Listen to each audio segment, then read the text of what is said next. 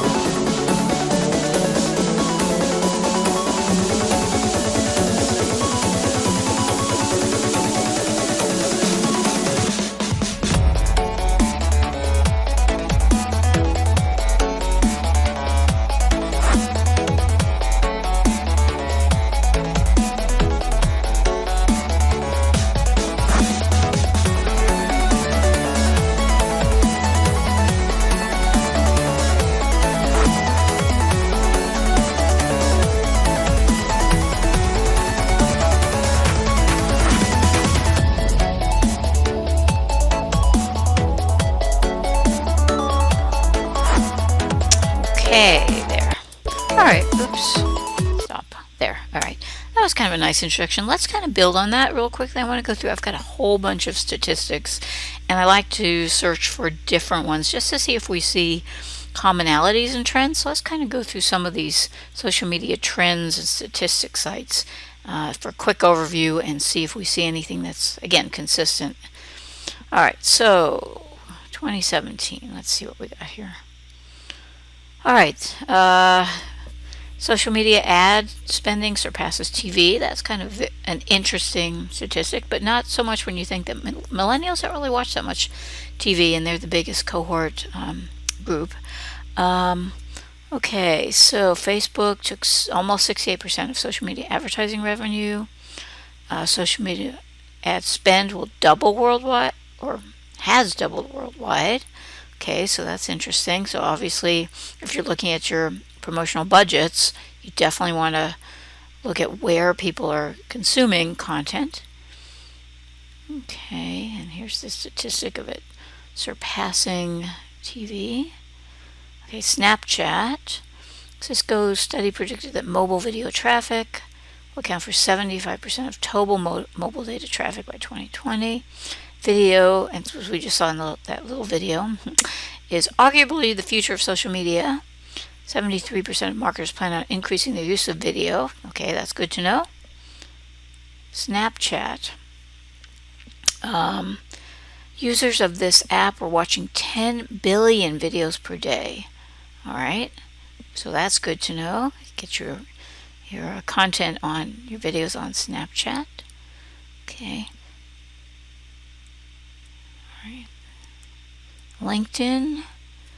Okay, with this acquisition of LinkedIn, analysts predict that Microsoft will be the first tech company to reach a market value of $1 trillion. Okay, so LinkedIn obviously is a professional social media network, and actually, if you've observed LinkedIn over the years, you've seen its evolution. Probably when it was purchased by Microsoft, but yeah, they're getting a lot of revenue from ads, job postings, all that kind of stuff, and they're LinkedIn's just an amazing social media network. Okay, Twitter. Oops, sorry. Growth stalls. Okay, this is interesting. It's monthly active users have been stagnated, really, even with our president. Okay, there's certainly Twitter's salvation lies in live video streaming again, so we're starting to see some trends here. Okay, so Twitter has been lagging, but it may see a resurgence if they hop onto the video bandwagon. Chatbots. I see this a lot. Chatbots. They took off big time, and they're moving into mass adoption. Facebook Messenger. People like these chatbots. Okay, I see them a lot on websites. If would you like to talk to a customer service representative? I haven't. Maybe some of you can comment in the discussion forums about how you have seen and used chatbots in social media. WhatsApp. Okay. Most frequently used social platform. 58% using it more than once a day. All right. Okay, let's see here. Okay, so here's a comparison. Okay, frequency of use, more than once a day. Where's it? Okay, so WhatsApp, I see Facebook, WeChat, YouTube, Instagram, Facebook Messenger. Okay, just some interesting statistics. Oh, here's Instagram. So it looks like it is also increasing.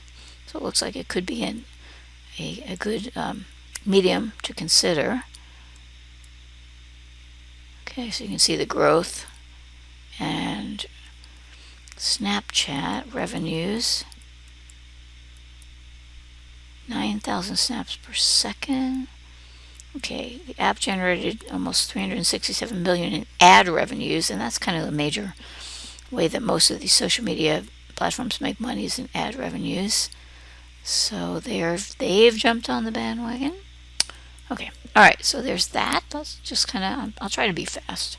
See, because some of these have different things. Okay, so this is Hootsuite. It's a social media consolidation tool. I don't want that. How do I get rid of it? Okay. All right. So the reach apocalypse. All right. Algorithms are increasingly limiting the percent of your own audience that sees your posts. Okay. How can a business cut through the clutter? Money talks. Okay. So that is getting back to that ad revenue. If you want to reach your audience, you need to pay for SEO, search engine optimization, or just pay for ads to be in the sponsored links. Okay. And it's a smart investment. I've heard a lot of businesses say this, that paying for the sponsored links in social media and in Google and so on really does pay off. It's expensive, but it's worth it. Okay, so employee advocacy. Oh, that's kind of interesting. Encouraging and incentivizing your employees to share the brand on their own social media accounts. Interesting. Okay. Okay. Okay. Training and resources for frontline employees have been largely ignored, and that was also in that video we opened with. Like, you need to hire people who are good at it, and you have to dedicate. It's not going to happen on its own. Build it, and they will come. Does not happen. You have to have. That's the investment in social media: the time and the resources to actually have engaging content.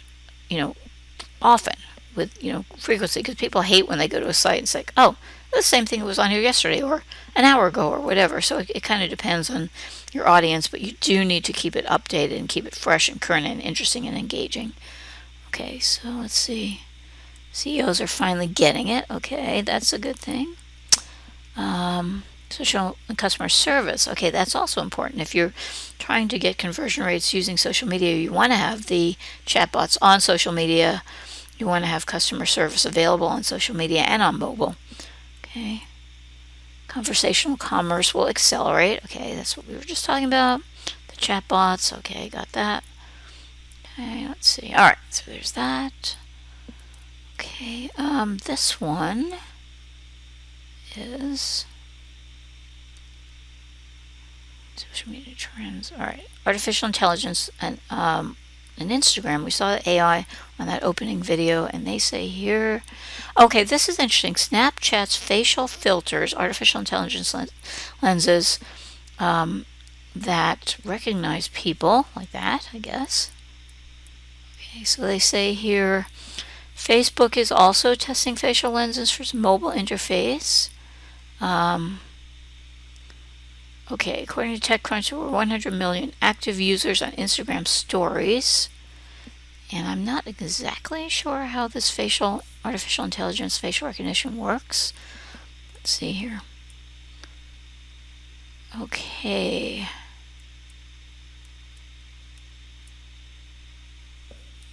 Maybe it matches friends on the network. Okay, here's a commonality. We'll have to explore that facial recognition AI stuff a little bit more in the discussion forum.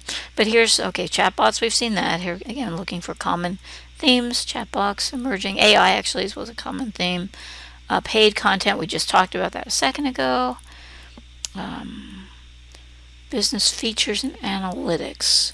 Okay, analytics are really important. You can actually put Google Analytics on your Facebook page, but also, if any of you know, for example, Facebook's got free analytics that help you look at what people are looking at and adapt and adjust things.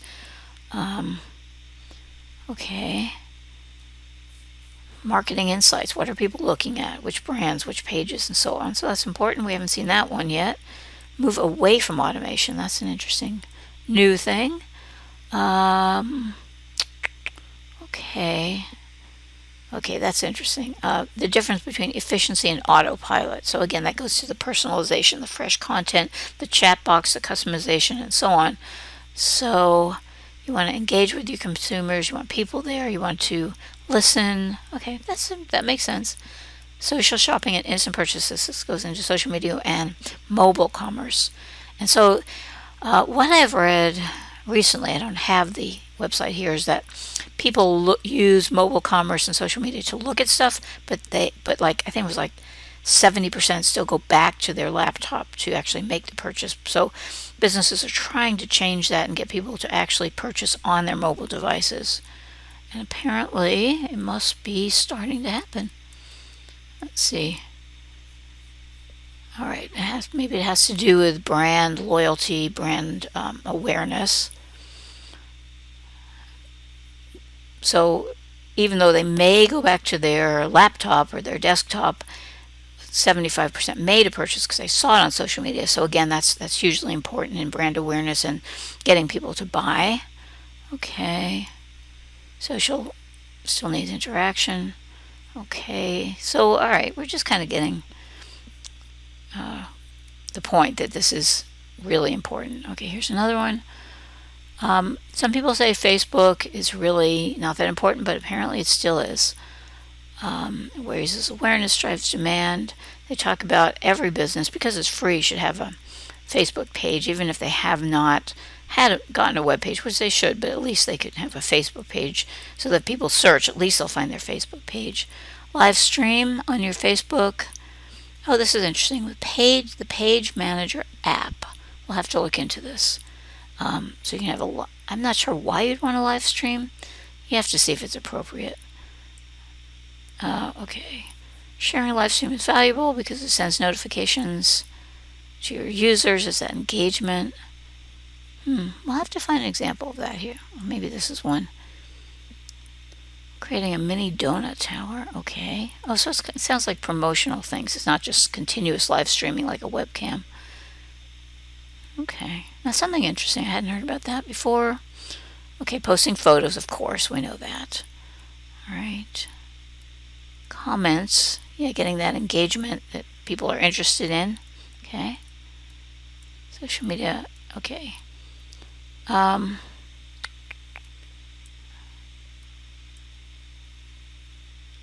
Okay, so this is interesting because apparently fully integrated Facebook store. This is something new. I hadn't actually heard about this before. I mean, most people, like we've been talking about, just have your own online store. You maybe collaborate with eBay or Amazon if you can, and so on. But this is interesting. That Facebook is allowing you now to create a store, and that could be actually, when you think about it, that is very smart. Okay, and sorry. Okay, so provide information quickly. People don't want to waste time. We'll get into. There was something else. Okay, here's more of the chat box about that and so on. Paid. Okay, we talked about that. So we are seeing some trends here. Okay, a lot of people use Instagram, one of the fastest growing social platforms for business. Okay, mobile photos. Okay, so we'll see this when we do our benchmarking about the quality of photos, and it does make a difference. Videos, there's another video. Instagram stories, that apparently is kind of a newer feature, and stories are engaging, so that's another trend that we're seeing. All right. Okay, Instagram Insights.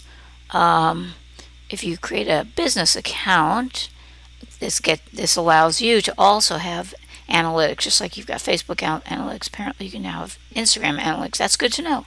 Okay, that's good. Okay, this is just a little infographic. This is this was fairly recent, as I recall. Let me see. What was this? June 7th. Okay, so very recent. Okay, so when people say, "Oh, Facebook's dead," no, look at that. It's not. So Facebook, followed by YouTube, followed by Instagram, followed by Twitter. Is that? I'm not sure what that one is. Anyway, so this is just interesting to see what most people have. Of course, it doesn't break it down into the different target market segments, but still. Okay, Reddit. See, I've never used Reddit, but apparently that's one to look at. But again, it depends on your target market. Alrighty. Okay, here, and I hope you're not getting too tired of all these, but this is kind of new, cool stuff. So the 20 best new social media tools to try. And the thing that's interesting about this is that, we all know Facebook and Instagram and so on, but new platforms are emerging all the time. In fact, on National Public Radio the other day, they were doing a story about terrorists and how Facebook and Instagram and Twitter, they keep trying to shut down all the terrorist channels. But then the terrorists came up with this new social media platform called Telegram, and it's kind of like Snapchat in that it's very limited. It disappears after a while, and apparently the appeal of it, and I assume for Snapchat as well, the appeal is that the content is so current because it disappears so quickly, and it keeps these terrorists staying on the site because they're afraid they're going to miss something. Anyway, kind of a weird, dark side of social media, but it is interesting nevertheless. So here's all these new ones. I've never heard of any of them. I don't know if any of you have. But anyway, if we scroll down here, it just kind of goes through them. Hand-curated content suggestions for social media sharing, whatever that means. Q. Okay. I don't know. I'm not sure. Some of these things are... I'm the dinosaur in the room, but okay. Panda. A news reader powered by integrations. Content. Okay, so consolidation of content. Okay, so anyway, I'm not going to go into that, but it's just kind of a cool site. Show you some new emerging social media sites that at least I've never heard of. Maybe some of you have. There's the other thing that's interesting to me is that there's also very niche-oriented social media sites. So here's one called Vegan Wall. So, if people are vegans, they're passionate about the food and how they eat and so on. And so it's all about community and engagement and so on. So if you're a vegan and you're selling vegan products or accessories or whatever as a business, if you can target these very specialized social media platforms, it gives you a competitive advantage because you already have a very passionate, engaged audience. Okay. All right, and then how do we boost engagement? Let's see here. So, it's very mature market. It's very crowded out there. What do you do? Okay, so be brief. Most engaging posts were less than 50 characters. You can link to longer articles. Posting where there's less competition creates more engagement. Be visual. Okay, that goes. Remember, we just talked about videos, or like the big thing, and also pictures. Ask questions. Okay, that was kind of interesting. All right, and then on the flip side of that, what are some mistakes to avoid? Insufficient or inaccurate audience research. Okay, so this is very important. We're going to actually do a big part of our consulting project is the marketing, and a big part of marketing is social media. And so you need to understand your target market. Which social media platforms do they use? What are they interested in? Are you providing content they don't care about? So it's one of those. Okay, makes sense, but maybe you wouldn't have thought of that. Okay, so number one, the right audience, and again, you can check that with analytics to see what they're looking at, the bounce rate, and so on. Okay, so do research. Okay. Number two, okay, we just talked about that on the wrong platform. If your target market doesn't use Twitter, don't use Twitter. If they're only on Snapchat or Instagram, that's what you need to use. So it goes back to understanding your target market audience. So teenagers, what is that? Oh, it's a little bit dated, but still. Okay, so they're using, obviously, let's see. Oh, it's just by year, but they're using Instagram, Twitter, Facebook, surprisingly. Okay. Number 3, too much automation. We just talked about that. People want fresh, engaging content. They want personalization. They don't want to feel like it's old and they're talking to a robot. So have people. Too many salesy posts. Oh, yeah, that turns people off. It has to be real, has to be genuine, has to be interesting. Okay. And what's the last one here? Not enough visuals. Okay, so there, it's just a reiteration. So that's good. Okie dokie. So in terms of trends, another trend which is very interesting that I'm sure you all know about is location-based social media marketing. So if you're in a store, in fact, we were in a restaurant the other day, and when we left the restaurant, my husband on his mobile phone got an ad for that restaurant, some sort of a coupon or something, and he was like, wait, how did that happen? And somehow or other, he had his phone on and they were able to locate him and serve content for the restaurant. So, and I'm sure you all have very good examples of this that you can share. But apparently this is also getting to be the big thing. All right, so location matters. Okay, tools like SAP Digital Consumer Insight are being used by top business to analyze physical foot traffic and understand where customers are. Okay. Okay, so location-based social media marketing refers to the use of geo-specific tools to draw boundaries and perimeters to show all of the social content posted within that social area. So I guess they're able to monitor the social media posts that are going on. Most applications will allow the user to filter results by keywords and so on and so forth. Okay, so you're collecting data. There are ways to mine geotag posts on your own specific location-based social media tools and to streamline the process and improve volume. Okay, so here's some things, and you may find this interesting. Maybe for your clients, maybe for the business you work for now. Okay, so Geofeedia, the top location tool around, lets you predict, analyze, and act on real-time social media content within a specific location. Moment Feed, brands have a large national presence. It connects them with local consumers and specific communities. Snap Trends allows you to make sense of online interactions by visualizing social media conversations. Pretty amazing. And I assume this all uses artificial intelligence. Goes beyond gathering information, helps you create powerful campaigns. Let's see here. Okay. Anyway, I thought that was very interesting. Okay. And I'm just going to go through all of these at once and then kind of just quickly go through the slides to make sure we didn't miss anything. But I want to show you this. It's just an example of a brand that had really been losing market share and sales, and how they developed a nice social media campaign to get greater, improve their market share and sales and so on. Coca-Cola, a value soft drink brand, was a staple on store shelves across Canada in the 80s. A brand with unique flavors and a rich Canadian heritage. But as the company continued to grow, their focus shifted towards private label brands, causing Cop Pop to take a back seat. With no marketing initiatives in a highly competitive market and with limited distribution, the brand was losing its spark. Coca-Cola challenged BTI to help refresh the brand's image and create relevancy within the target audience, a challenge that became bigger at every step. With an already saturated market led by established competition, a relatively limited budget, and minimal consumer or retailer insights, a challenge worthy of being called David versus Goliath.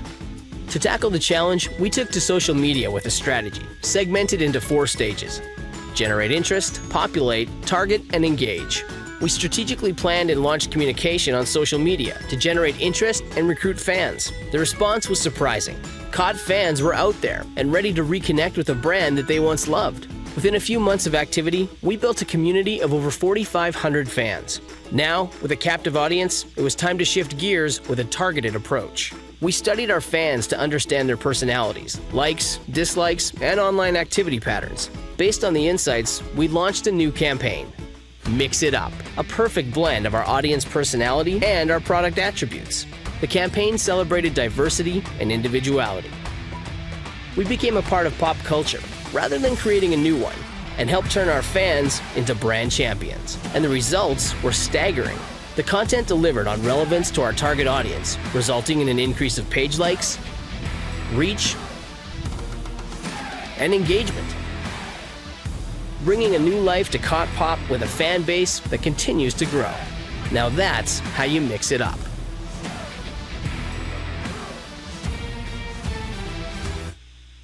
Anyway, brand was a staple on store shelves across. Okay, and that's pretty cool. So, you know, that's something that hopefully you can do for your clients. Wouldn't that be great? Okay, I'm almost done here. Mobile trends. Okay, so let's remember we talked about chatbots. Here we go. Whatever this perception blog is, they've got one there. But I'm not going to try them. Okay, but I could if I wanted to chat with us. Okay, so let's shift gears for the last couple of sites here. Mobile commerce trends and statistics. Okay, according to Forrester Research, which is like the preeminent digital research company, by the end of 2017, U.S. mobile users will spend $90 billion via mobile payments. So that's a huge thing, mobile payments. Okay. Gartner, which is another huge research company, forecasts that U.S. consumers' mobile engagement will push up mobile commerce, which is, again, that conversion, you know, that shifting of consumer behaviors to actually purchasing on your mobile phone rather than going back home and using your laptop or desktop. Okay, so that's happening. Let's see. Okay, so mobile payments, we're going to get into that in a later chapter. Apple Pay, PayPal, that's becoming huge. Venmo, all that stuff. Okay, so mobile commerce, we just talked about that location-based commerce. You can target people, you can personalize it. Let's see, having everything at your fingertips, people love that. We all know that. Okay, we just talked about location-based. In-app payment features.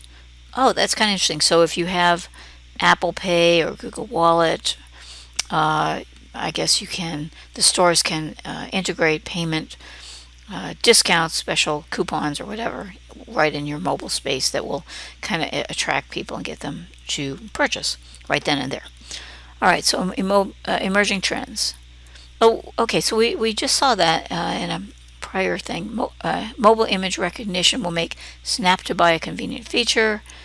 Okay, it's bridging the gap between virtual and real world in a Snap. Okay, they'll snap a product on the move, feed the image to MIR-driven app, identify it, flash offers from different retailers. That's pretty cool.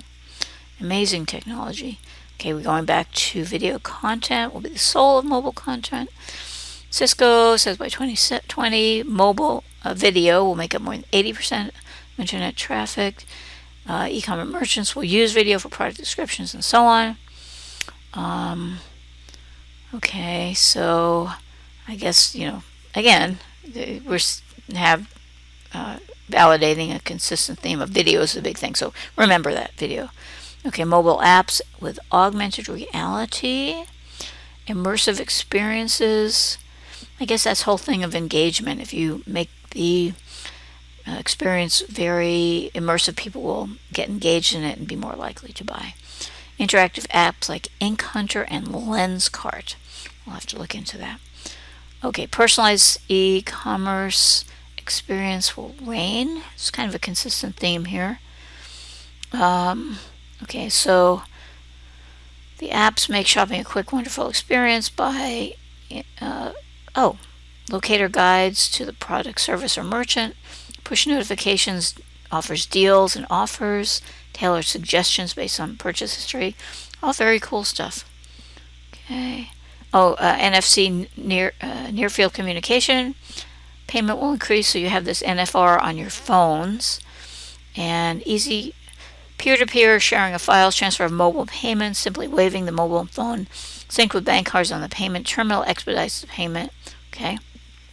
And I guess it makes it easy to pay. All right. Okay, so here's just the increase in Smartphone users, okay, we all know that. Just validation. More e-commerce, so people are converting and purchasing from their phone. B2B, this is interesting. B2B marketers leveraging mobile commerce push B2B sales. 19.4% of digital commerce from mobile channels compared to B2C, so there's some opportunity there. Okay, so there's opportunity in the B2B market. Mobile apps continue to increase. I think we all know that. And okay, so this is interesting. Amazon have it, eBay, Starbucks, they all have their own apps that make it easy for people to search for stuff, to buy stuff, and so on. Okay, again, I'm going to look forward to hearing what you have to say and what your experience have been on in the discussion forum. All right, so there's that. And then going to what we just talked about, shopping apps will rise by over 200%. Let's see. Oh, no, this is very interesting. This contextual commerce. I had never heard of this either, but this is very interesting. Okay. They have to make improvements to your commerce platforms, especially mobile. And so, okay, this is some interesting statistics. Mobile drove the majority of visits to retail sites and account for 36% of sales. That's consistent with another site we were looking at. Let's see. Okay, clunky, unintuitive mobile experience are still prevalent, which represents an opportunity for your clients or the businesses you're working on. Okay. A user-friendly application alone isn't enough to keep consumers coming back on mobile devices.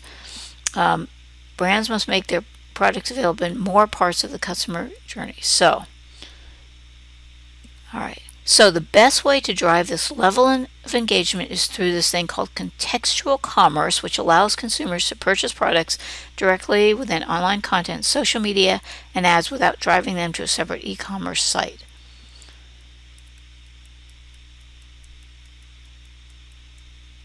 Okay. Let's see. There was something on here that shows how that worked.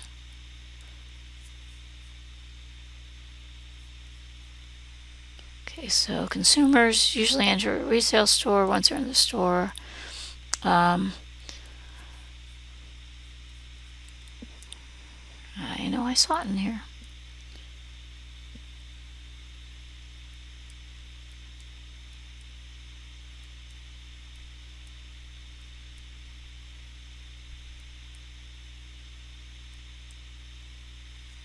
Sorry about this.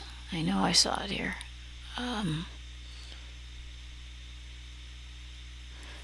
Seamlessly adding items to their cart. It has something to do with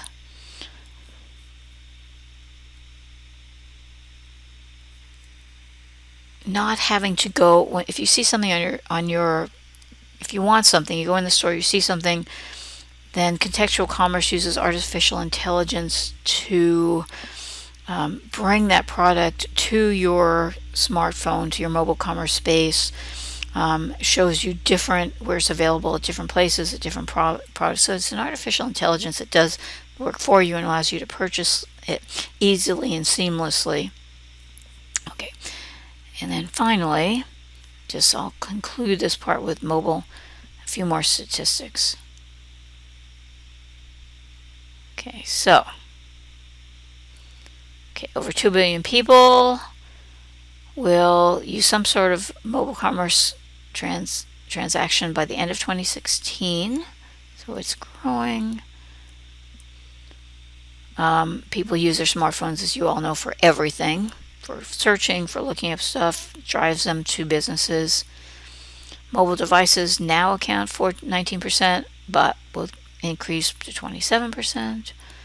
Okay. All right. So again, I know this is a little redundant, but I think you're getting the point that mobile commerce is huge and continues to grow.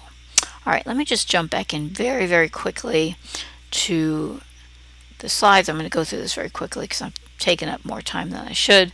Okay, just shows you that if you are looking at e-commerce and mobile commerce and social media on a global space, that you cannot assume that social media platforms are the same. Now, in Australia, they're the same. In Europe, they're the same. But I don't know. Okay, Facebook and Twitter are in some of these other countries. So some are the same, but there are more localized social media platforms. Okay, we've talked a lot about all this stuff, so I am not going to. Okay, oh, sorry. Just to reiterate the point that advertising is a huge source of revenue for these social media sites, but also for you. I mean, the ability to get people to purchase your product and create awareness, whether it's right there on the social media site or driving them to your website, it's growing. So that is, advertising on social media is very important. Crowdfunding sites have also been growing. We had a colleague who lost a child, and someone posted in a specialized social media site to help them pay for the very expensive funeral costs, and it was very effective. People do go to these crowdfunding sites for many different reasons. Okay, internal social networking is also really important, and businesses need to share expertise across the company, and kind of using a social media platform can be a very effective way to get people to communicate and collaborate. Okay, we talked about all that. This is just an interesting statistic that smartphones, mobile phones are so much more widely used than tablets, and I'm surprised about the personal computers, but smartphones are huge. Okay, so we got that. Okay, I think we talked about mobile apps. We'll get back to mobile payments. The only other thing that you might be interested in is in supply chains. Reverse auctions are an online way of leveraging